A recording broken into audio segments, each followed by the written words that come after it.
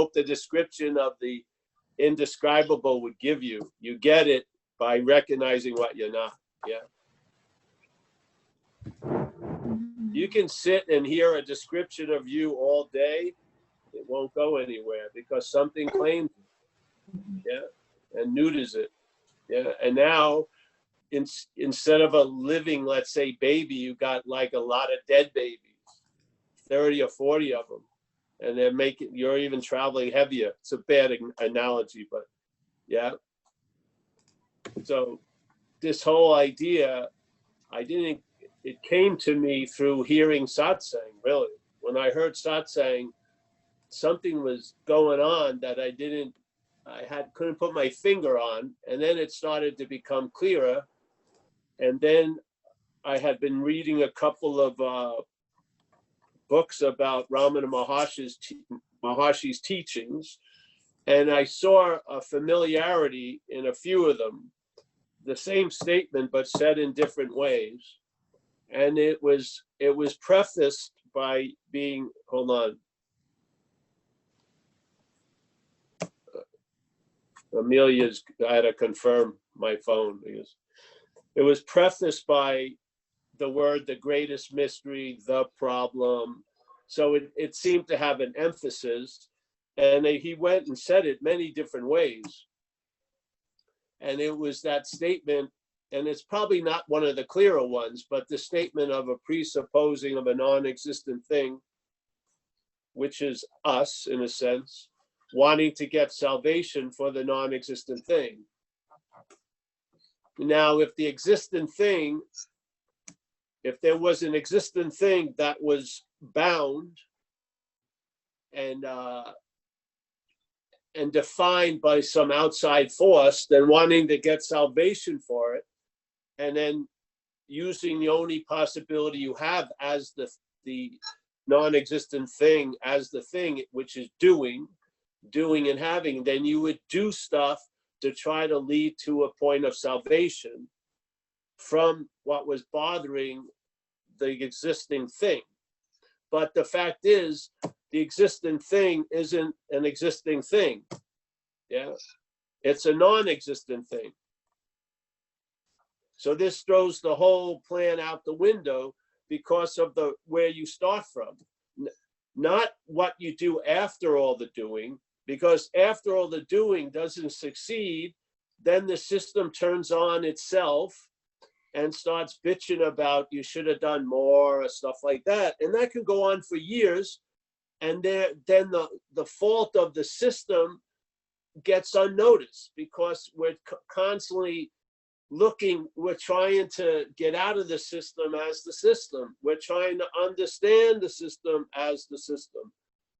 This is why the understanding is not of the system. It comes from outside. And we are that which is all the outside.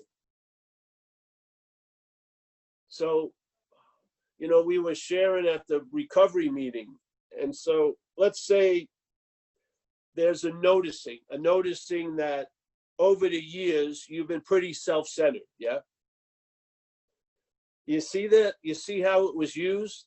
So there was a noticing of self-centeredness, and it certainly turns into you've been self-centered, yeah? Now, there's self-centeredness. There is, because this is the program of the system that, in a sense, we're living through, yeah? It's self-centered. But where does that lead to I'm self-centered? Where? So there's an observing of self-centeredness, but suddenly the observing of self-centeredness is used to imply you're the one who's been self-centered. Yeah. And now it's also a part of you that's observing that. So now you got the subject, object, the policeman, thief happening with self-centeredness. Yeah. Can't you see that there can be self-centeredness without anyone? Can't you see that there's doing without a doer? Yeah. Now, I had tons of evidence of that when I was out using, and the addiction went to such an extreme. I I was being used for transportation, and I'm using the language of I and whatever. There was something was used for transportation and was doing shit that it would never come up to do. Yeah. Like something else took me over and used the system to express itself. Now, how does the system react to that by claiming it? You're the doer of it. Yeah. So now a lot of people who have been relieved of the need or the urge to drink or use, and they've recovered pretty much substantially, are still enslaved with guilt and shame based on them being the doer of the shit that happened through them when they were out there using. Yeah. And every time they share about it, they share, I did this, I did that, I did this. Now there was a doing of something, yeah, but how did it turn into I did it? How?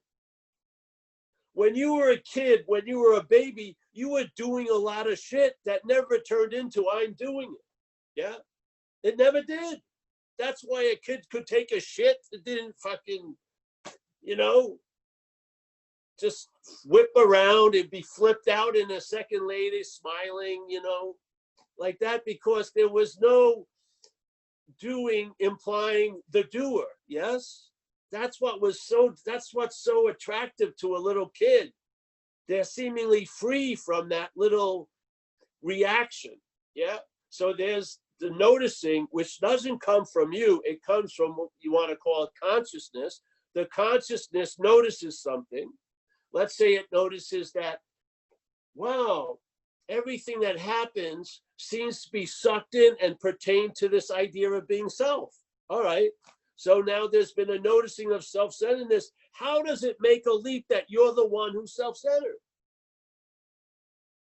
That's manufactured, isn't it? So what are you before the manufacturing of you? Because what are you of during the manufacturing of you, before it and after it? Not that you, that's manufactured. That's a given. That's obvious, yes?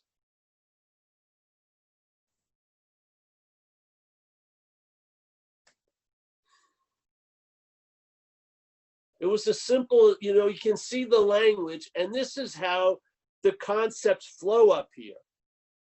The language is almost like a pencil drawing of the streaming up there. Yeah. So a few years ago, surfing's going on, catching beautiful waves. The knee goes out. Yeah. Now, how did I explain that after the fact? I hurt my knee. So it almost sounded like I went out into the water with the intention of hurting my knee. I brought a little hammer in the wetsuit, bammo. I fucking hurt my knee. I can't fucking believe it. How stupid am I to hurt my knee? Did I actually hurt my knee? Was there anyone who hurt the knee? Or did the knee go out? Did the knee go out? Unbeknownst to the me, tell you the truth, the me had no inclination or indication that it was going to go out until it went out. The you shows up after the fact, basically. Yeah. And says, I should have done something before the fact.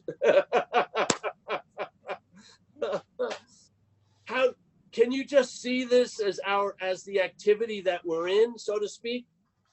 How are you going to go from there without knowing it to anywhere else? Yeah. I think we're really jumping ahead of our pay grade to start thinking about enlightenment, all this shit. We can't even see what's going on. Yeah. We don't see that there's activity, there's doing, then there's a certain implying by the claiming of the doing that there's a doer. But how does the whole language, and how do we understand doing? We understand doing from the doer idea. Yeah. Therefore, we don't understand doing, to tell you the truth, because it's not something you and I do. there's no volition involved in it. There's doing, yeah? And then the mental state catches up to it and makes a story about how you ruminated over this and you led to this and you did it, yeah? And of course, it's playing into a captured audience, so you really believe it, shit. Just like people think it's, how can you ever believe you're going to escape the body when you're thinking from a body? Yeah. It just, you see it from a non-body. That's why there's no need to escape a body. Yeah.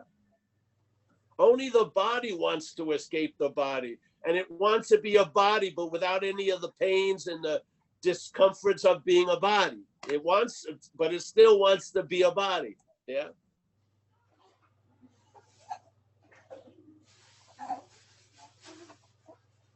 So a lot of times, like Ramana said that time, when people are asking about free will or predestination, says the only value in those questions is to see who is it that's asking about free will and predetermination. That's the whole value in it, yeah? Why? Because that assumption is going to override all the answers you ever get as what you're not. It is, yeah? Instead of furthering the pursuit of finding out what you are, you're losing it. You're quote unquote losing it. You can't lose it like the necklace, but you think you've lost it more and more. Yeah.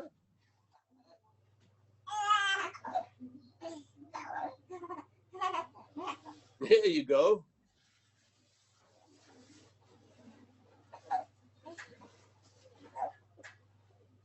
So the message is simple, really. We're not going to say, all right, I'm going to spend an hour or two describing the indescribable. No, we're going to describe the describable and hope you'll see it from the indescribable. Yeah. Not that it's a yeoman's or heroic effort, because the indescribable is always available at all times, right where we are. No matter what our seeming conditions are, that's that. Yeah. So basically, I can't miss the message. All I got to do is sort of go around Kaiser and go through Mary, not to Mary. I don't want Kaiser to leave here with a great understanding. I don't. I want Kaiser to be fucking confused as hell, and then there'll be an understanding growing out from that. It'll be pushing Kaiser out. It's not going to be enlarging Kaiser. It's going to push the idea of Kaiser out. Yeah.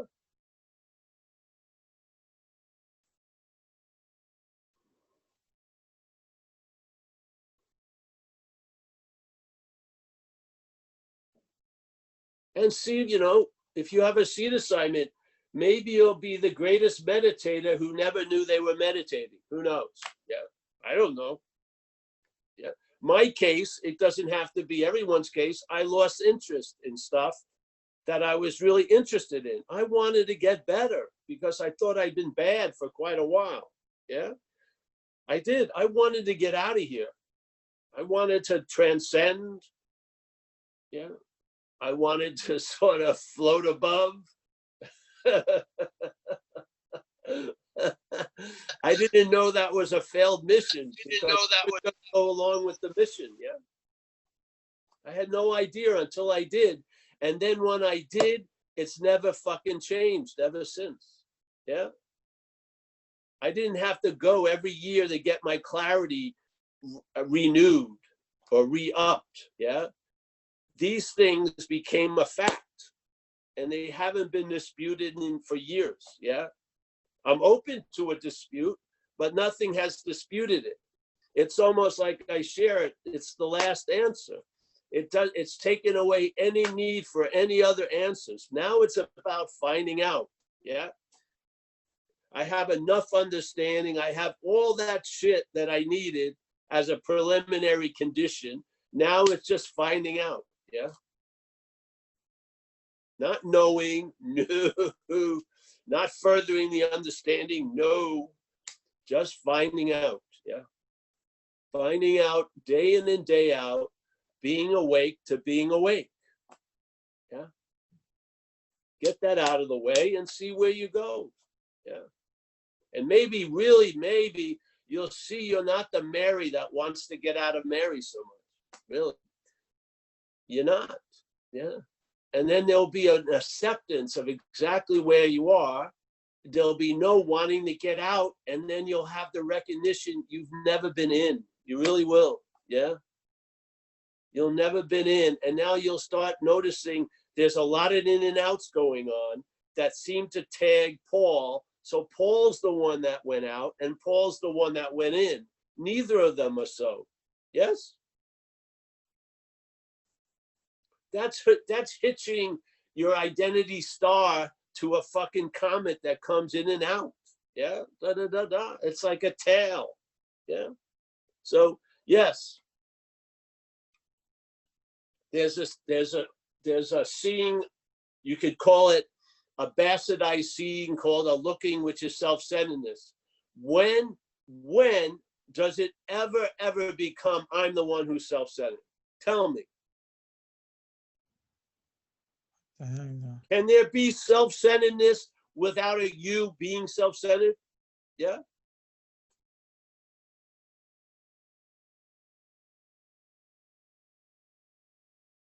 Of course they can, because the idea of self is an idea and the system is centered on it. Yeah. You are the awareness of the whole thing. Yeah. You're the awareness of the whole thing. Yeah. In a weird way, you're the light that lights up Paul, because without that light of awareness being claimed, there would be no story that could carry an hour. Yeah. But because the light is reflected, and now we're worshiping the moon, thinking Paul is the one who's seeing, hearing, feeling, tasting, touching. Yes?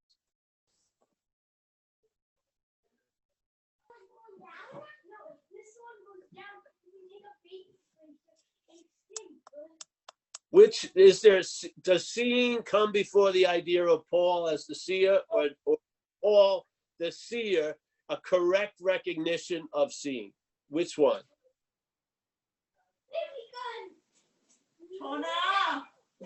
Yeah. Which one is it? Is seeing what's actually happening, and then there's an activity that implies there's a seer, or is the seer doing the seeing? Which is it?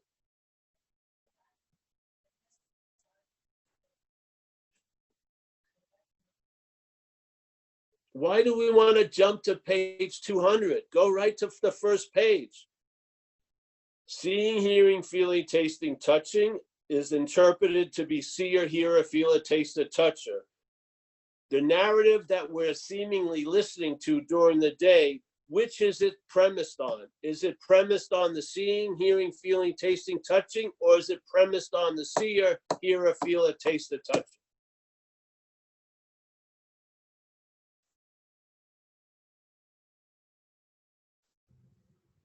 When seeing occurs, what seems to get verified? The seer, yes? But without the seeing, would there be a seer? And is there seeing without a seer? Then who's relevant? What's relevant? Yeah. Can there be seeing without the seer? Can there be a seer without the seeing?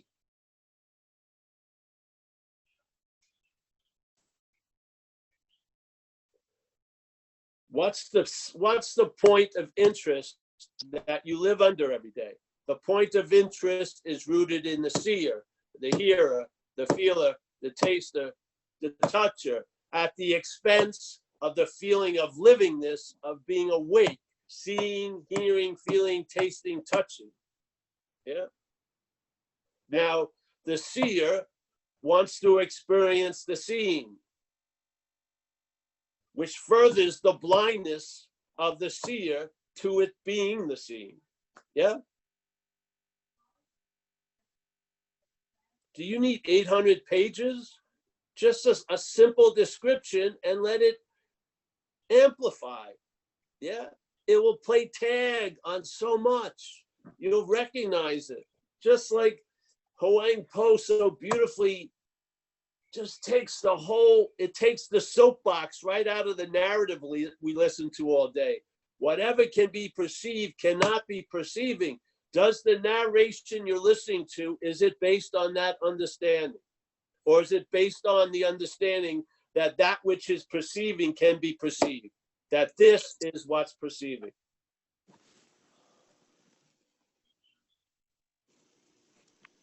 Just answer, see. Yeah.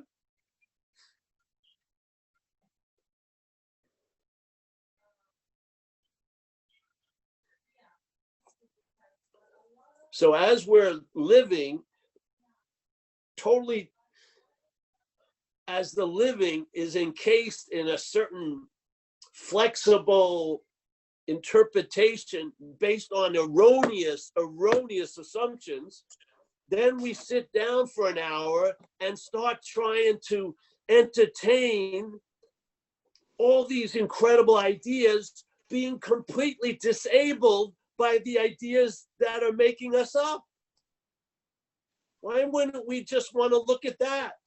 Yeah.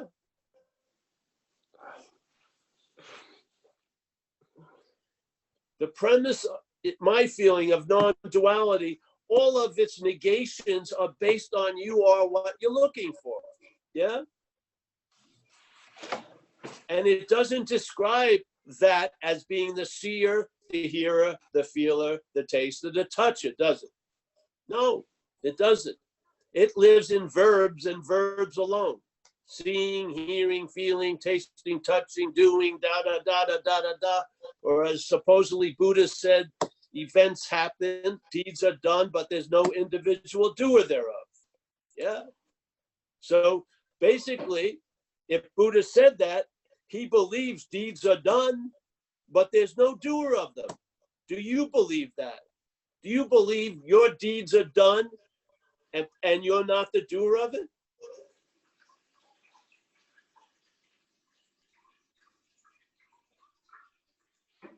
He says it, events happen. Well, everyone has to choose to come to the Zoom. He's not saying that. He says events happen, deeds are done, yet there is no individual doer thereof.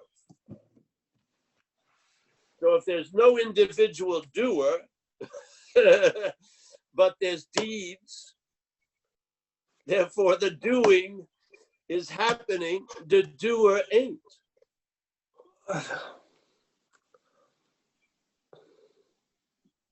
Now we want to stop doing a lot of shit as the doer and start doing a lot of new shit as the doer. But in a way, we got it ass backwards because the doing is the only thing that's happening. There is no doer. Yeah.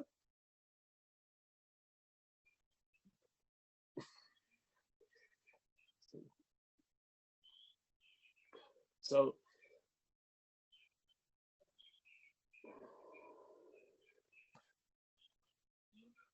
yeah.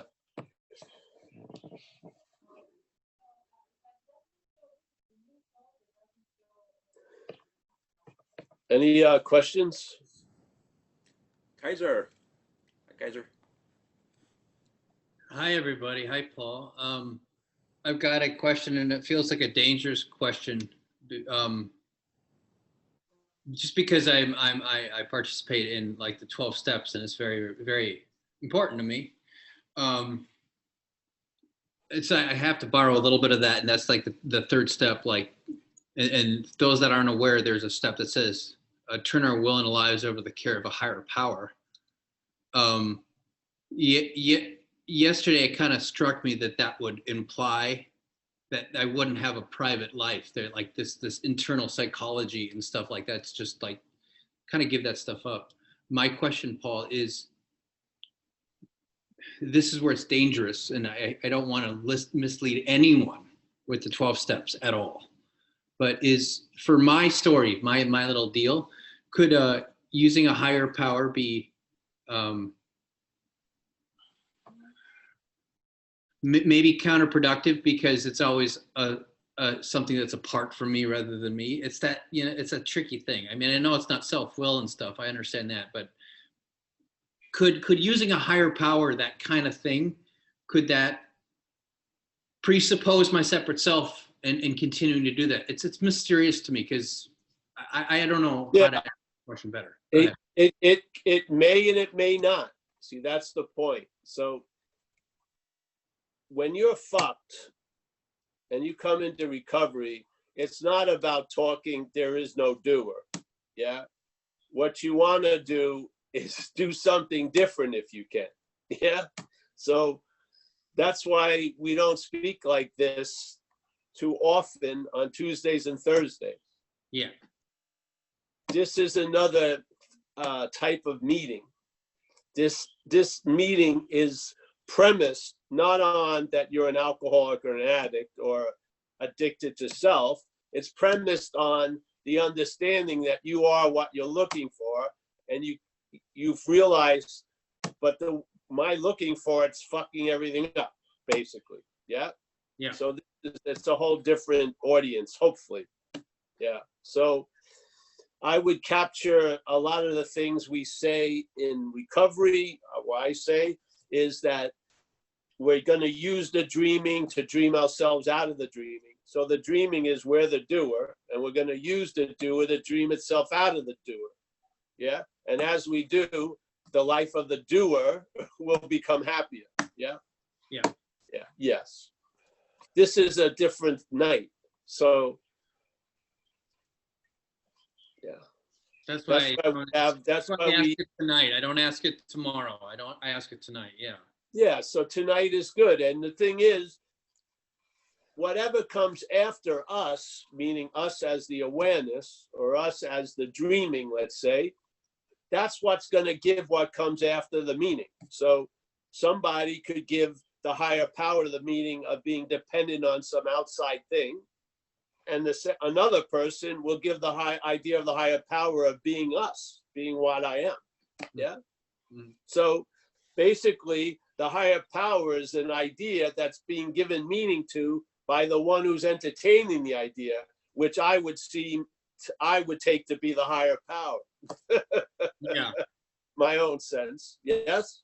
Yeah. So basically, a lot of times, the system, let's say, is a little too irritated and like sunburnt, that you're not going to give it the salve of you're not that. You're going to just give it, all right, well, here's an idea called the higher power that maybe you won't give the same meaning that you give to you. So but it's actually you. So let's call the higher power is going to save me. Yeah. Right. Now what happens is there's a lot of loss of me in the saving of the higher power. And there seems to be more sense of presence than of the presence of Paul in the there and then. So obviously the imaginary idea of you is sort of diminishing, and your true identity, which is not an identity of the higher power, is leaking through. Yeah. Yeah. Okay. Yeah. But this is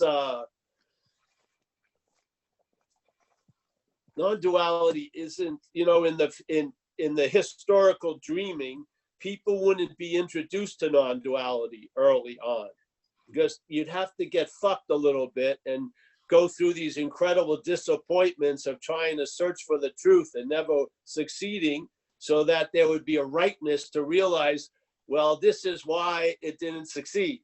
Yeah. Mm-hmm. Because you are what you've been looking for. And then bam-o, yes, it could happen. Yeah. Yeah. Yeah. And a lot of people now that arrive on the shores of non-duality, it isn't their first rodeo. They've been through a lot of spiritual rodeos, and they've been thrown off the bull, and they've spent a lot of time beating themselves up for not staying on the bull. But then they finally fucking realize no one stays on the bull. Yeah. So, all right. So now they hear this message, and it makes sense, because all their other logical reasons why it didn't work out, this seems to explain it all, because you can't use yourself to find your fucking self. Right. Yeah. End of story. So now satsang has done the introductory job. Okay, because you had all the evidence, it just wasn't collated correctly. You were keeping the focus when the focus isn't on you. You're that which gets negated, where when you're studying non-duality, you're being affirmed all fucking day. But what non-duality do is it negates you, really. That's the beauty of it. Yeah. That's the beauty of the message. You are what you're looking for, and you're never going to get it in the same sentence. Yeah. Wait a minute. That doesn't make any sense. It makes complete sense, not in the mental logic, but it makes complete sense that, yeah, you're never going to get this. You're never going to have an experience of it. Why not? Well, because you're it. I'm sorry. Is there any benefit in exploring the loss of the personal life, or just see? I don't know. I don't know. You're going to be, not you, but there's a dreaming. Yeah. And in that dreaming, it can use whatever's happening to put value in. So I can't say, really. It just is scary, and that was like fun because it's scary, and it was like, oh wow, that's something significant, and I don't want to overdo it and overdream it. I don't know. But thanks, you've been helpful. Thanks, Paul. Scary's good when it's you scared. When it's you that's scared, it's been claimed. Yeah. So yeah. Okay. Yeah. Yeah. Yeah, I understand what you said about scary's good. Yeah, I get that. Yeah. The system loves not to, it likes to be disturbed, but it doesn't want to get disturbed. Yeah. It loves being agitated in and of itself, but it doesn't like some other agitation. See, that's why I love non-duality, because the contrast brings out the shit you don't see. Yeah. Mm-hmm. When a lot of the misdirection is taken away by the fact that you are what you're looking for, then a lot of shit is put into a stark contrast, and you can see what you used to not see before. Yeah. It's beautiful, really. In a dualistic way, it's beautiful because the light of the message produces a contrast. Mm-hmm. Yeah. So that you see what you didn't see before. And if you just stay with it, it more and more gets revealed. Yeah. And less revealed to you. Yeah. More and more gets revealed about you, but less and less to you. Yeah. Yeah. I don't get it. And then there's a knowing too. And yes, exactly. Yeah. See, and the thing is, the knowing is dominant, and the not getting it actually is cool. Yeah. See, when you look at it from the mental logic, the not getting it's a drag. Yeah. But in fact, it's the other way around, my feeling. Yeah. That's what I went with. I remember it was at a satsang, and it wasn't the person, it was just what's happening. And I knew before knowing. I just knew it. I just fucking knew it before all my attempts to have knowledge. And it was, I found a number of times in this life that something can trigger a being convinced that I could never do. Yeah. Where I've been shown something and there's a complete convincing of something. And then it becomes like a moot point. There's no more picking and what if, but, there's no, the tentacles don't get out and try to grok it. It's just, it's done. Yeah, like I used to say, when I was younger, how I look now, how Paul would see it back then, was what stirred Paul to become spiritual. The last thing it wanted to be was ordinary.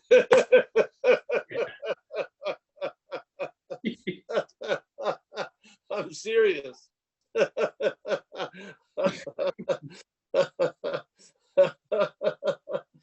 Yeah. But there's such a spectacular don't know. Ordinary has a spectacular vista. It does. Yeah. Yeah. It doesn't get blinded by spiritual bling. Yeah, it's very nice. Very nice. Very clear, empty. Cool. All right. Thanks, bro. Thanks, sir. Thanks, Kaiser. JP in Vietnam. JP in Vietnam. Hi, everyone. Hi, JP. Paul. Hey. So I have a question. It's kind of related to what you were talking about. There is no doer, and this has been coming up the last couple of weeks for me because I'm looking at starting to make amends to people, and it's like I used to feel when I'd make an amend, because I've made amends for a long time now, that there was always something that just didn't quite feel right. You know, when I would admit that I did something wrong, you know, there'd be a part of me that go, there's really something wrong with you feeling guilty and ashamed. But you got to do this because this is part of being accountable. I have no problem with being accountable. I understand that when I do something wrong, I need to be accountable to it. But there's the fundamental part of me that knows that I'm not wrong about having done something wrong, if that makes any sense at all.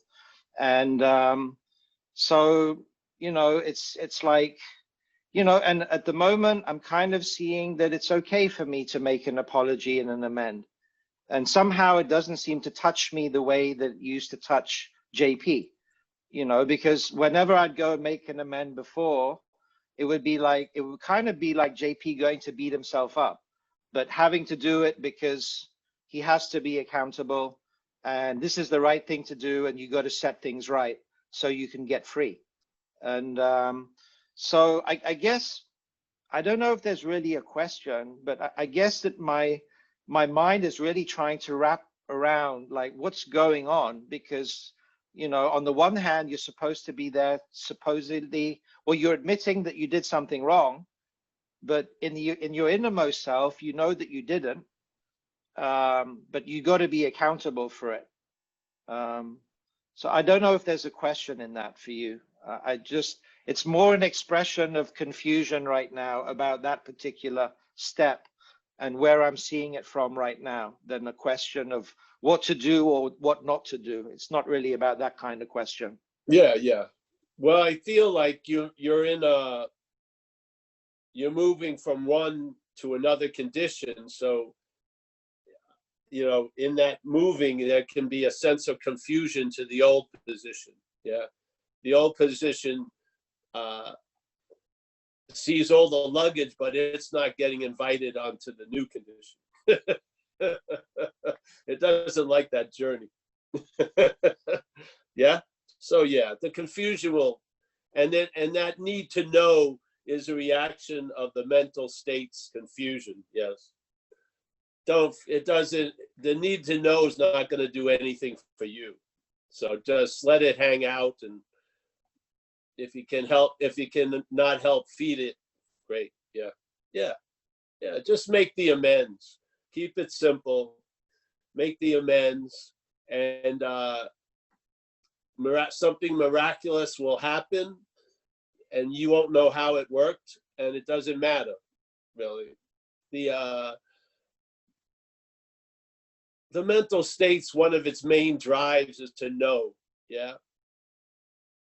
It doesn't even matter if it's correct or not. It just wants to know. Yeah. It finds some security in that, I think. So sometimes this idea of confusion and then a strong desire to want to know is like when one foot stepping onto a new shore and the other foot's still in the boat. Yeah. Yeah. Don't worry. You're not going to go back to the boat. Yeah. Thanks, Paul. Can I just ask one more question about letting go as well? Because I'm also looking at this issue of I'm looking at step 6 right now. This is where what I'm really looking at, and you know, and the question arises. It's like, what am I letting go of? You know, I'm letting go of my idea of JP.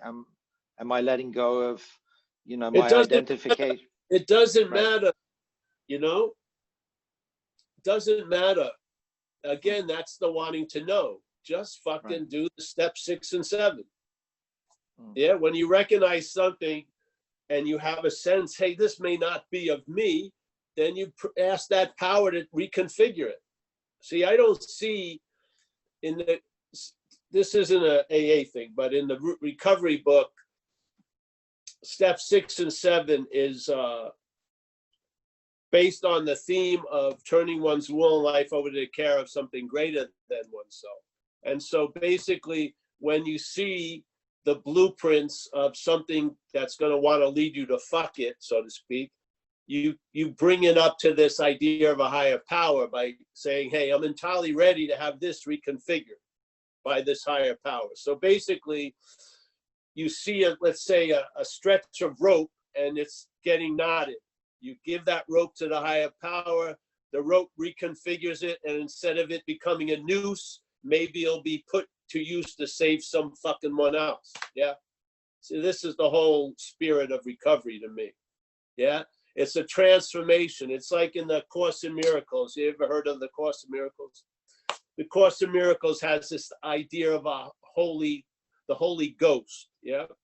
Which to me is sort of like the higher power in recovery.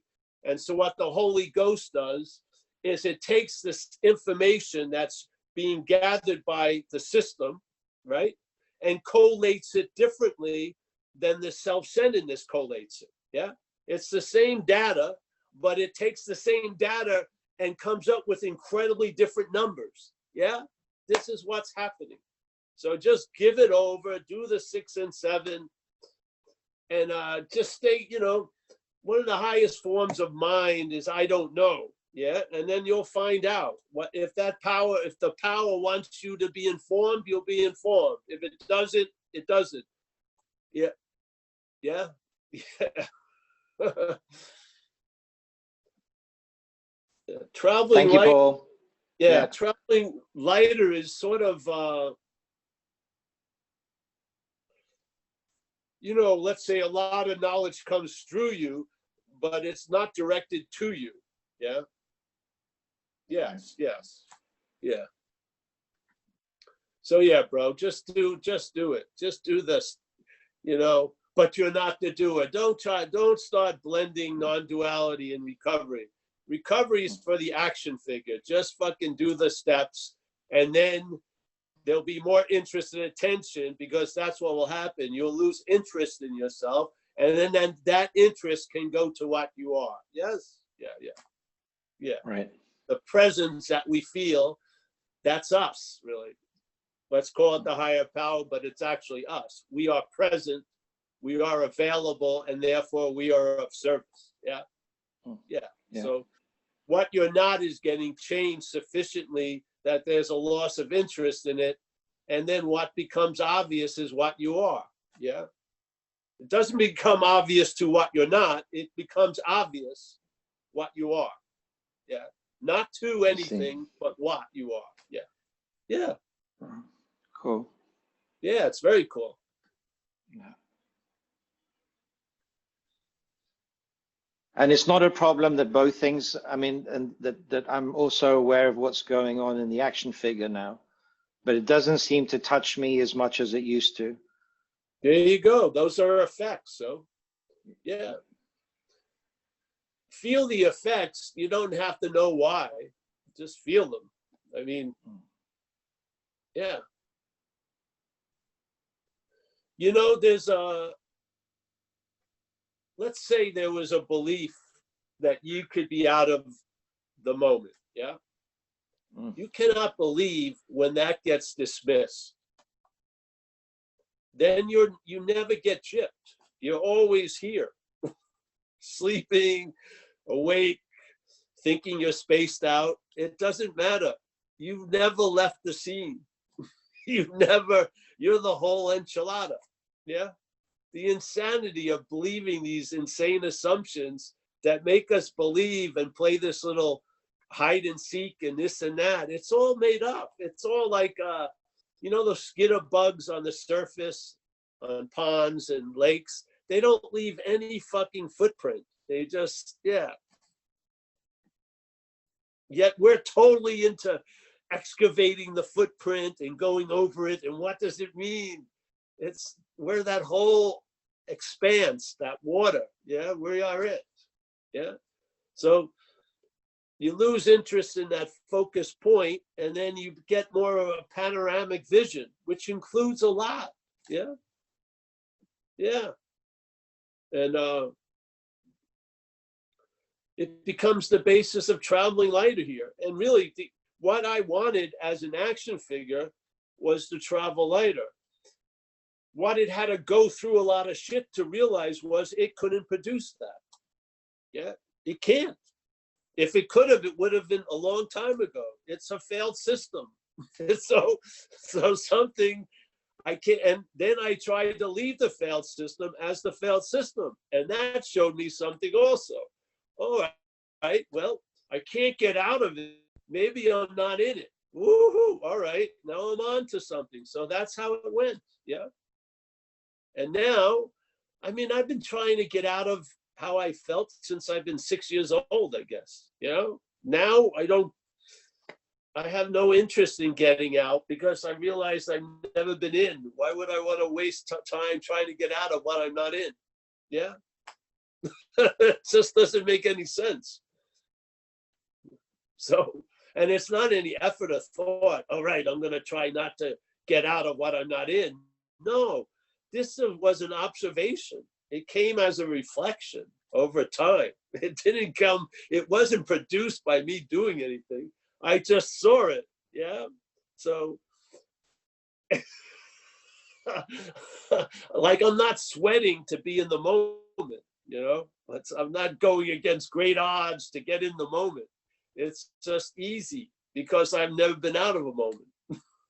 It's, you know, that's the other logic. See, the logic of non-duality is seamless. It's basically premised on you are what you're looking for. You are that which is seen. That's its premise. And if you follow its revelations, they're seamless, always based on that. Always based on that. Yeah. The other thing is totally false assumptions, completely just minutia, more and more shit of false evidence appearing real to false evidence. Really, that's basically what it is. It's dreaming to the 9th degree. We're dreaming and a dreaming and a dreaming and every time you think you're out of the dreaming, that's the dreaming. Yeah.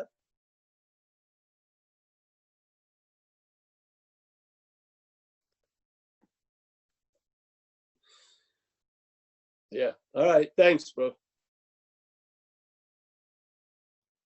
Thanks, JP. Anybody else want to raise their hand? Oh, yeah.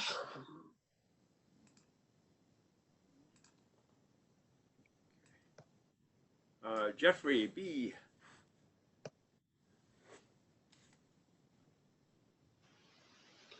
Oh, Jeffrey, we have a quota for questions, Jeffrey. You're getting close to the end. You know. There's no other hands, though. You can. I'm gonna.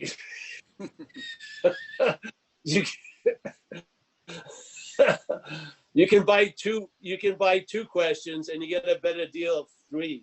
You get 3 for 5, 2 for 4. All right.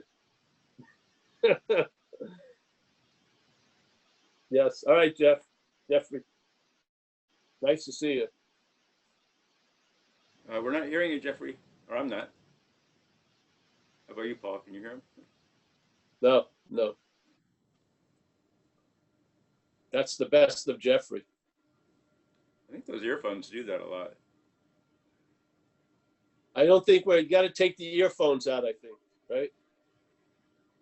If he's on a phone, though, maybe. He's not getting the message. Can you hear me now? I think he's come. Go ahead.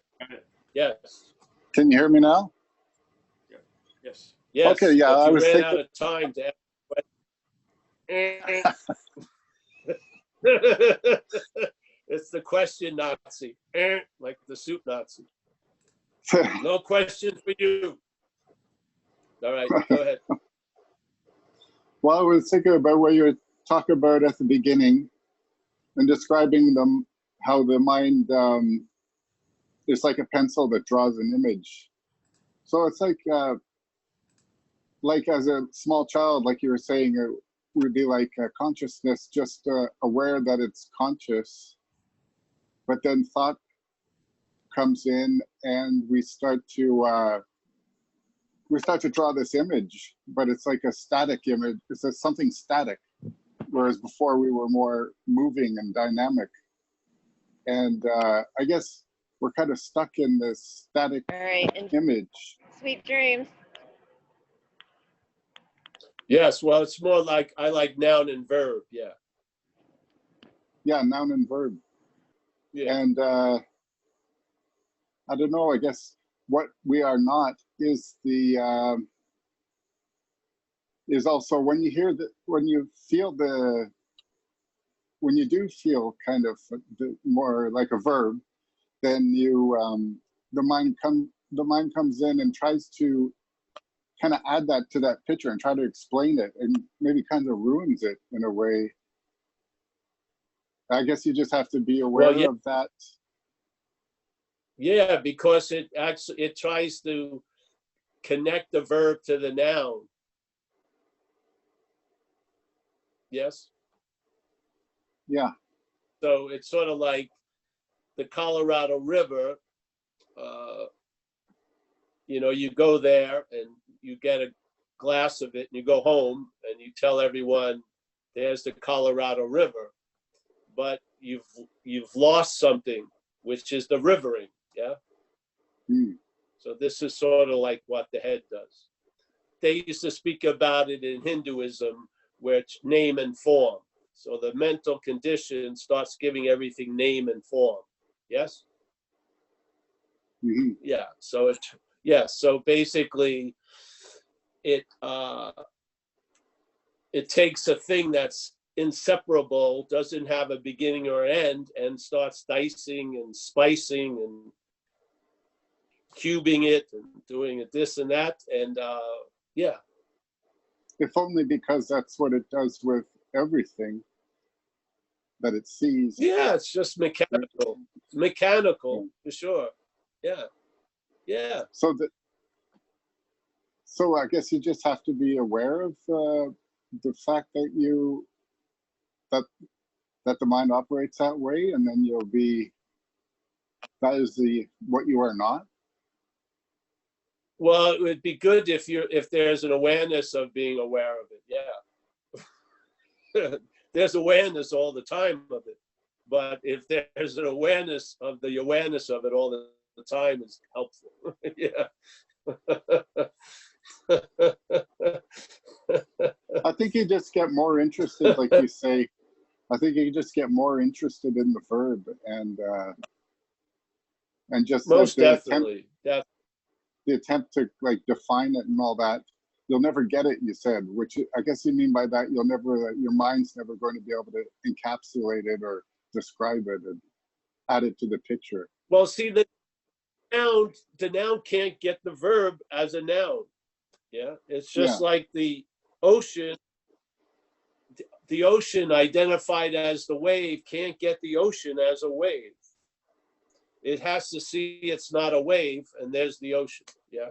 So this is the point of negation. You're negating, you're not trying to convince the noun to get the verb, you're negating the noun. And then what you find is all there is verbing. Yeah.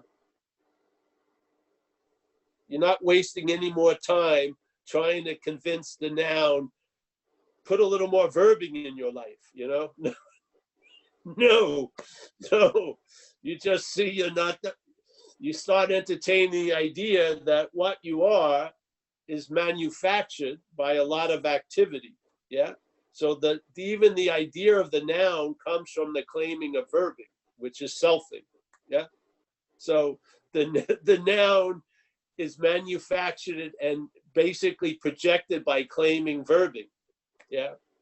So what is it? So that's why we use the word selfing instead of self. I use the word self in recovery meetings a lot. But my feeling that there is no noun, but there's selfing that implies there's one. Yeah. So the selfing is a verb, and you could call it the act of being identified as self. Yeah, which is all verbing. But how, if it works, there's a feeling of being a noun.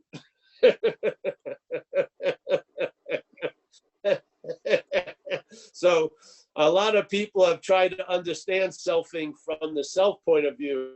It doesn't go anywhere. You understand self from the selfing point of view. You see the selfing as an activity, another one that's being seen just like a lot of others. Yeah. But this activity is used to imply, yeah, which is the tricky one. Because when it implies that something, if it works, you feel like you were that something before anything ever implied anything. So its main aspect of that sort of magic trick is time. Yeah. So selfing implies there's a self. And then when it works, that self calls me up and tells me it's been selfing all day.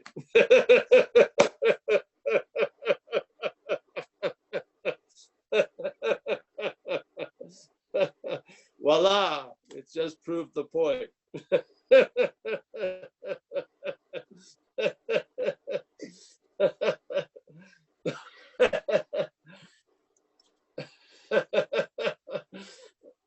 That's why we have these meetings. It's not enough to see the selfing, because that will be claimed and you'll call me up and say, I've been selfing all day, or selfing's been driving me crazy all day. So that's why we come back every Wednesday and Saturday. Try to do repetition, you know, hopefully you can lay something down and the head won't move all the pieces, so that you come back a week later, what? Move, and then, you know, maybe it'll set a little bit and something will be seen. Yeah. Oh, yeah. Why No, does I it? don't have any choice. I don't have any choice in the matter anyway. I just come on Wednesday nights. Is it Wednesday? Wednesday night. Yeah. Why is it that when something upsets us, or me anyway, like another person or something, I go right back into the into just living in my mind, I guess you could say. Yeah, but then again, if that happens, I would just ask the self-inquiry, who is it that went back in? You'll say me or Jeff, and then ask again, who is this me? And there's usually be a pause, and you'll see the fallacy of it all. Yeah. Yeah. That's what we shared earlier when there was a snippet of talks that a lot of, I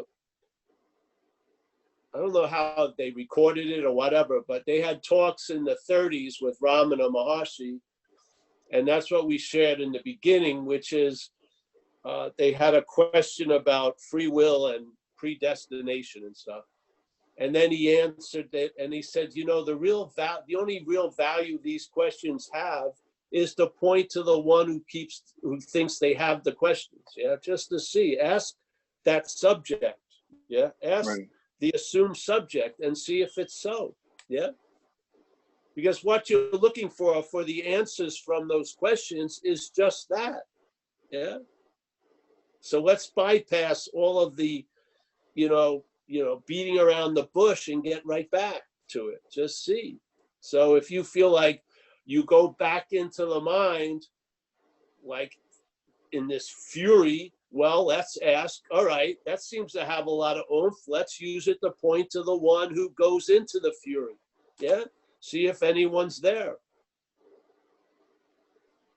Now, I don't say people do that all the time, but when I'm listening to somebody and they're talking about a thing that there's a belief that they really lose themselves and it goes somewhere else, let's ask, who is that? Who is it that got lost, yet still reports what it was like? Yeah, I don't know. Let's find out. So I don't attempt to use self-inquiry as a formal practice, but it's sure damn, it's the perfect little tool that's in some of these conversations. Yeah. Yeah. If someone comes to me and they're in a belief, it's not them, there's a belief that they're really up the ass of self, you know, I put my rubber gloves on and play the role of divine proctologist. Yeah. Do I, you know, then if they come and say, ba-da-ba, I say, no, that, you know, whatever. But if they think they're really up there, the best thing is just to pull them out, seemingly. Yeah. Yeah. So. All right. Thanks, Jeffrey. Okay, thanks. Yeah, you're welcome. Thanks, Jeffrey. Anybody else want to raise their hand?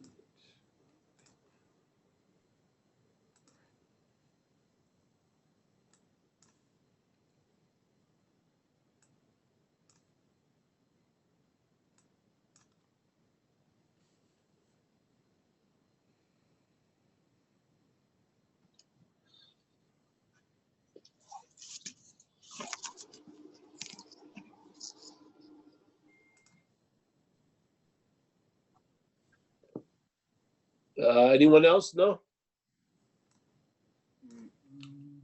Nope, no hands. Oh, great. Then let's say goodbye, I guess. Bye. Mike, always a pleasure. I'll be seeing you shortly, I think. Friday, yeah. Judith, pleasure to see you again, honey. Always good to see you. Paul, thank you so much. I love seeing you. Thank you. Great, thank I you. just love being here. When I'm not in this show, my heart is right with you. Thank you. Yeah, I can feel it, honey. Thank you. Yeah, but we want you to keep coming back. You're a big part of this little Zoom. I love you. When you can, yeah. Kerry, as always, very nice. Kerry's facial structure has changed a lot. Oh man, I'm like a plastic surgeon. I don't know, man. It's like something. I need to cut it or anything. It just starts. Oh man, I don't know. It's good. It's lifted. Yeah. It's good. Fantastic.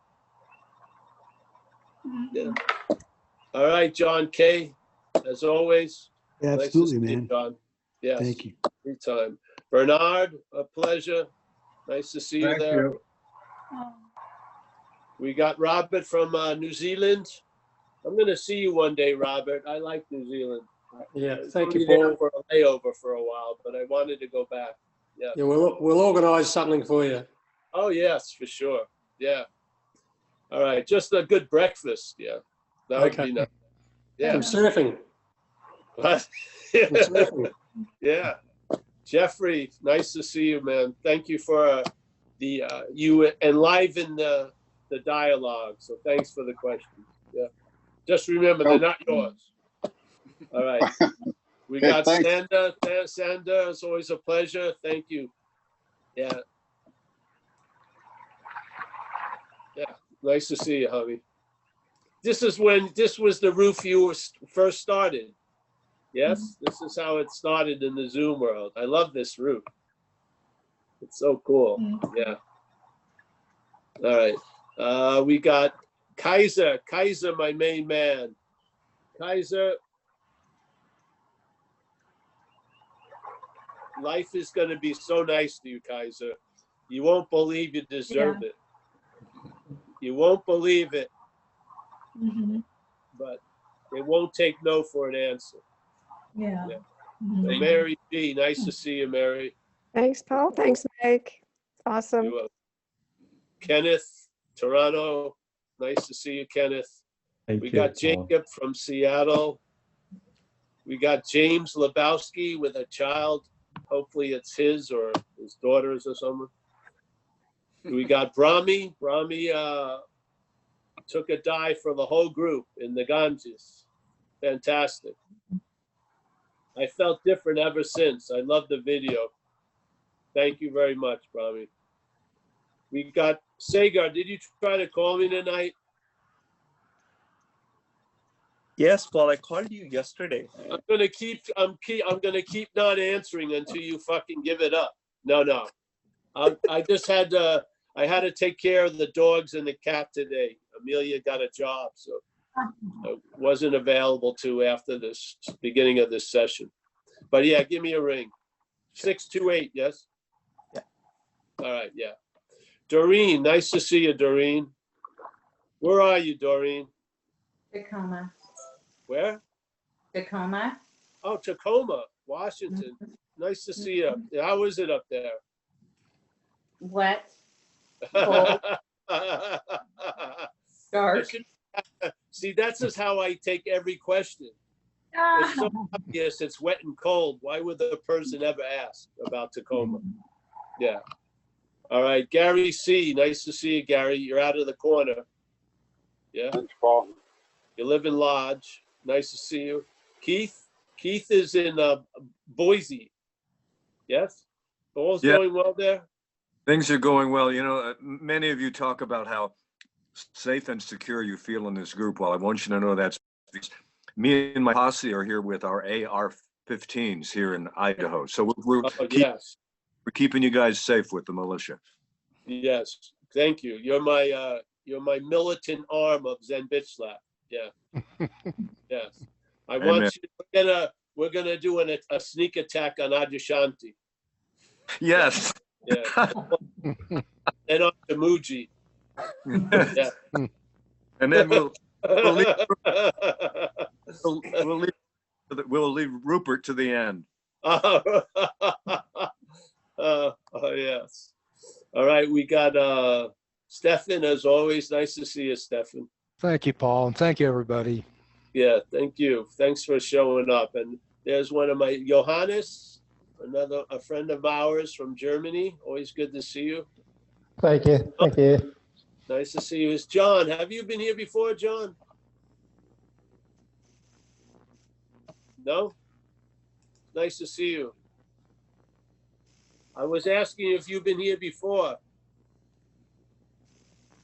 I asked him to unmute, but I don't know if he knows how. Oh, it's okay. Nice to meet you, John. Can you hear me now? Yes, yeah. Oh, yes. Well, I do this for the first time, so I'm quite shocked now to... I did watch your videos many times on YouTube. Yeah. And indeed, this is the first time I'm here with the online thing. Oh, nice to meet you. Where are you, John?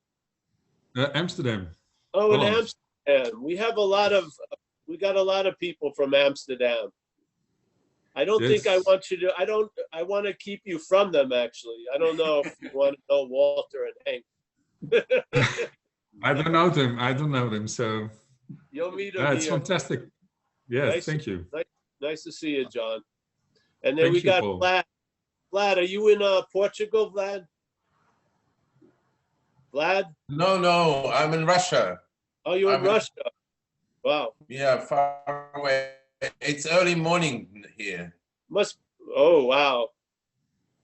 We have 13 hours difference here. Yeah, yeah. Well, are you going to go back to Portugal soon? I don't know. Yeah. I don't know. All right. Well, hopefully. Yeah, hopefully. It's always a pleasure to see you, Vlad. Remember that lady at the... Thank you. Thank you. Maybe the lady at the park doing the hula hoop? Remember she had the hula hoop? Yeah. Crazy, eh? That's what life's Yeah. so insane. That was a crazy day. Really crazy. All right, we got Taz. Taz from one of my favorite places, Melbourne. Sassafras. Yes. We got Alan. Nice to see you, Alan. We got Rockville Center is in the house. Yes. Long Island City. Yeah, man. Nice to see you. Sunrise. 495, man. 495. The end of the world. All right. End, right? Yeah. Thank you, man. Travel lighter. Yeah. Got John W. John W. Looks like you're in a hospital bed.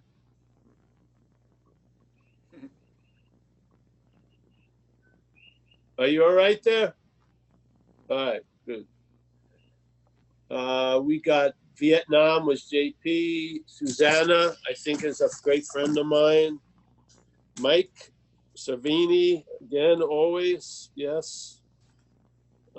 J Phone, we got them. All right, well, that's it. Thanks, everybody.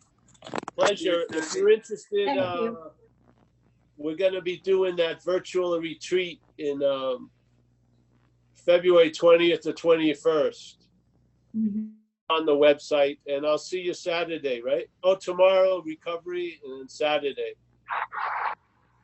And yeah, thanks. Nice to see you all. Adios. Thank you, Paul. Thank you, See everybody. you, Mike, soon. Yeah, I'll see you tomorrow morning.